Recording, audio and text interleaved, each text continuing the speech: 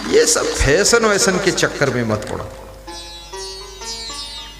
आवा फैशन का जमनवा सासो कैसे शबरी, आवा फैशन का जमनवा। एक नई नई बहू, नई नई लाड़ी ससुराल गई तो अपनी सासू से बोली। सासू ने कहा, ए लाड़ी चाय बना, जल्दी से पानी पिला, तेरा पति आ रहा उसको पानी दे। तो लाड़ी क्या बोल रही है, आवा फैशन का जमनवा सासू कैसे सपरी, बड़े घरन की लड़की मैं हूँ विद्याचार्य पढ़ी। मैं बड़े घर की लड़की हूँ, 4 प्रकार की विद्या पढ़ के आई हूँ।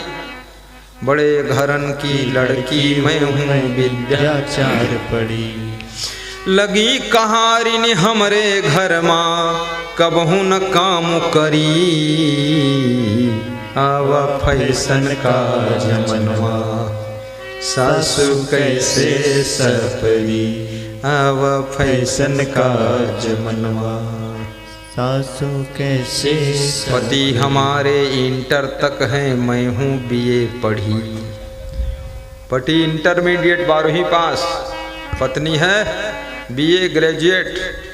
बोल रही है, पति हमारे इंटर तक है, मैं हूँ बीए पढ़ी। अरे कैसे उनको पानी देई मारे शर्मन मरी, आवा फैशन का जमनवा सासू कैसे सपरी, आवा फैशन का जमनवा सासू कैसे सपरी।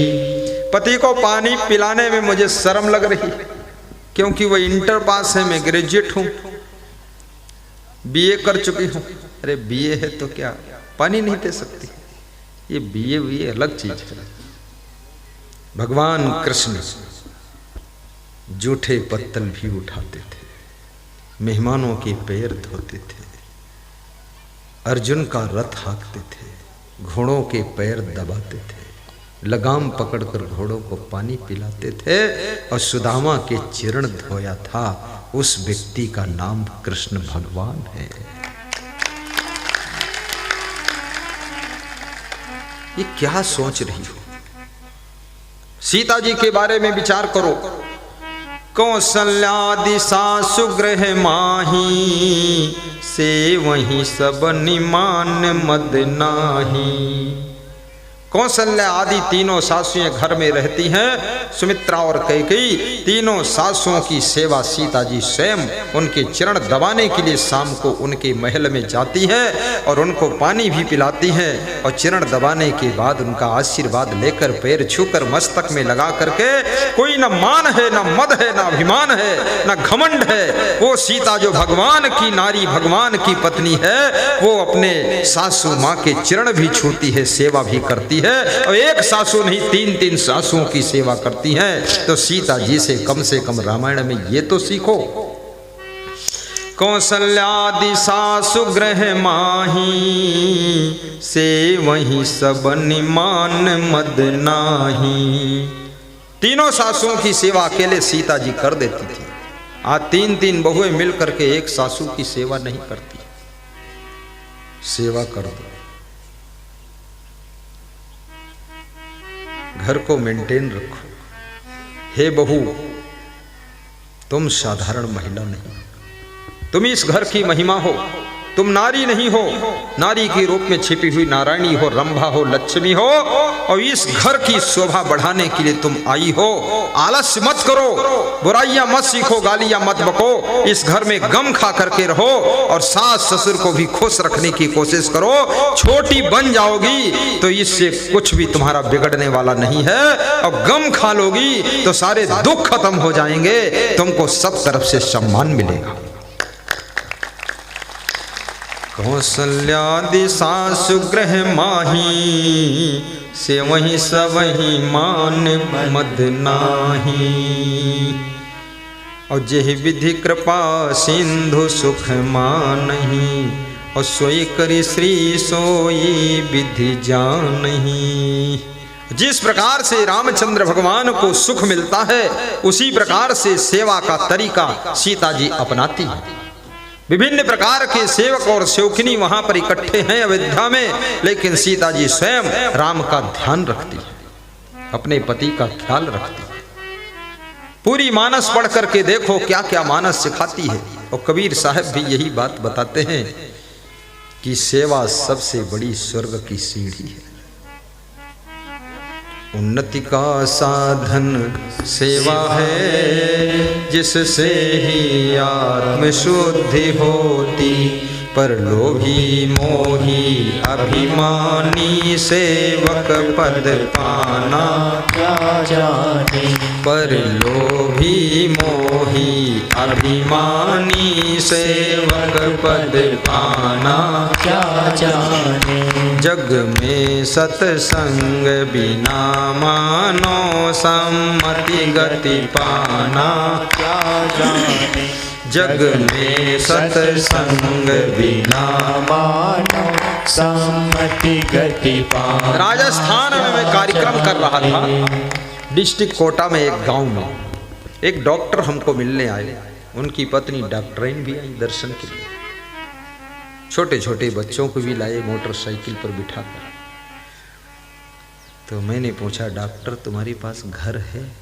बोले घर नहीं है, किराए से रहता हूं। तो हमने कहा डॉक्टराइन घर नहीं है, डॉक्टर घर कब बनाएंगे? बोले डॉक्टर साहब जब बनाएंगे तब हम उसमें रह लेंगे, जब तक नहीं बनाएंगे तो किराए में रह लेंगे। तो हमने कहा दवा खाना खुलता है कि नहीं? बोले जब आप जैसे संत आ जाते हैं तो पूरा बंद ही रहता है। बोले आपकी दुआ ले लेते हैं बस। तो हमने कहा तो तुम डॉक्टर को समझाती नहीं कि दवा खाना खोले? बोले हम नहीं समझाते, हम तो बस मोटरसाइकिल पर पीछे बैठ लेते हैं कि चलो बस ठीक है दर्शन के लिए। तो मुझे थोड़ा दया लगी, तो मुझे उनके बारे में सोच हुआ कि किराए घर में रहते हैं, डॉक्टर हैं, सत्संग में इतना आनंद आता है कि सब बंद दवा खाना। 5 साल बाद फिर मिले डॉक्टर साहब, तो कार से आए डॉक्टर साहब। तब ने कहा डॉक्टर साहब कार है? बोले आपका आशीर्वाद है, अहंकार नहीं है। सत्संग मिला संस्कार और आशीर्वाद से मिली कार, और मिट गया अहंकार और आपके चरण मुझे स्वीकार। बस छोड़ दिया सब काम बेकार। हमने कहा घर? बोले बहुत सुंदर बन गया गुरुदेव। इस साल उनके घर पधरोनी भी गया, हर दीवार पर देखा गुरु का फोटो लगा सुंदर। माला सब पहने हैं, माला का नवीनीकरण कर दिया। 1-2 साल के बाद माला चेंज कर लेना चाहिए, गुरु जी से नई पहन लेना चाहिए, पुरानी हो जाती, धागा गंदा हो जाता है। माला दे दिया। तो हमने कहा डॉक्टराइन ठीक है? बोले गुरु जी पहले भी ठीक था, अब भी ठीक है, सब संतोष है, किराए का मकान भी ठीक था और मोटरसाइकिल भी ठीक थे, कार भी ठीक है और अपना मकान भी ठीक है। तो हमने कहा डॉक्टर साहब आपकी डॉक्टराइन बहुत समझदार है। तब डॉक्टराइन बोली मैं भी समझदार हूँ और डॉक्टर और ज़्यादा समझदार है। बोले दोनों संतोषी और दोनों विवेकी और दोनों आपका सत्संग हम सुनते रहते हैं, बस आनंद ही आनंद है, सब विकास हो गया, मिट्टी छुओ सोना बन जाता। सत्संग से वह शक्ति पैदा होती है कि तुम अगर सत्संग के रंग में रंग गए तो जिधर कदम उठाओगे उधर सफलता का फाटक खुलता चला जाए।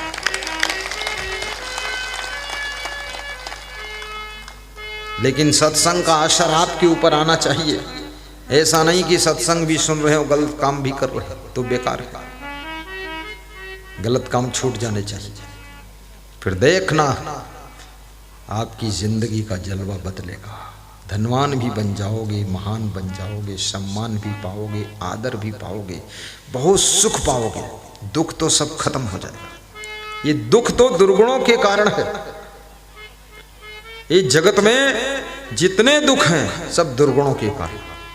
1000 फूल कम है गला को सजाने के लिए और एक दुर्गुण काफी है जिंदगी भर रुलाने के लिए, जिंदगी भर रुलाने के लिए। इसलिए दुर्गुण छोड़ो, सुख से जियो, सद्गुण और सदाचार धारण करो, बहुत सुख मिलेगा। शुभ गुण साथी जीव के जहाँ चोर मग मांझ, आयु भर रक्षा करे, जब तक अंत न साझ। आपकी बेटी को कितना ही सोना चांदी का जेवर पहना करके विदा करो, सुख नहीं पा सकती। खाली सोना चांदी गले में दिखा सकती लोगों को। कार उसको दहेज में देकर विदा करोगे तो भी सुख नहीं पाएगी, लेकिन जब उसे संस्कार देकर के विदा करोगे तो ससुराल में जाकर के सुखी रहेगी। इसलिए कार भी देना, लेकिन संस्कार भी देना। सब बेटियों को मैं निवेदन करूंगा, तुम्हारा सौभाग्य है जो इस गांव में तुम्हारा जन्म हुआ, जो सत्संग में तुम बैठी हो। अच्छे अच्छे संस्कार सीख लेना तो कार तो तुम्हारे आगे पीछे घूमेगी। जहां संस्कार अच्छे होते हैं